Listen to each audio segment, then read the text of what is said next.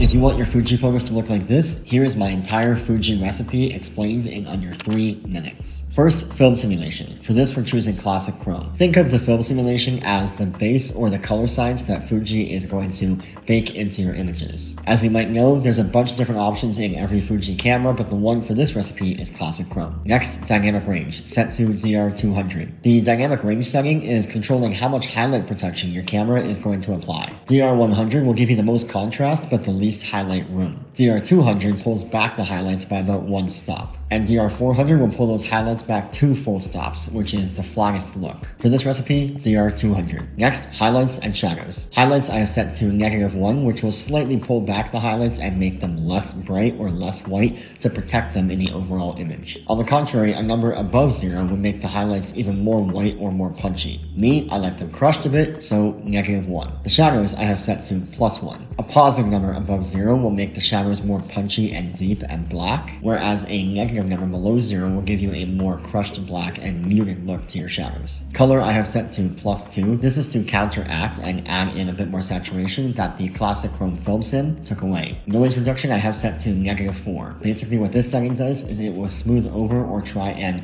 reduce the noise in high ISO environments, which I don't like the look of. I like it to look more organic and real, so in this case, -4. Color chrome effect I have set to strong, and what this will do will deepen the reds and the yellows in your image without oversaturating them, basically giving you richer colors in more or less bright scenarios. And then with that, I have color chrome FX blue set to weak, which is the same thing but for the blues. And then white balance. White balance is where this whole recipe really comes to life, and so listen close. If you're shooting outdoors on a predominantly sunny day, I'm going to have my white balance set to daylight with a shift of +2 red and -5 blue. But if you're shooting in any other scenario with this recipe, I'm going to have my white balance set to auto white balance and keep that same shift of +2 red, -5 blue. In either scenario, the white balance is really what makes this whole recipe come to life. And then for grain effect, I have it set to weak and small. Alright, that's the recipe. Here it is.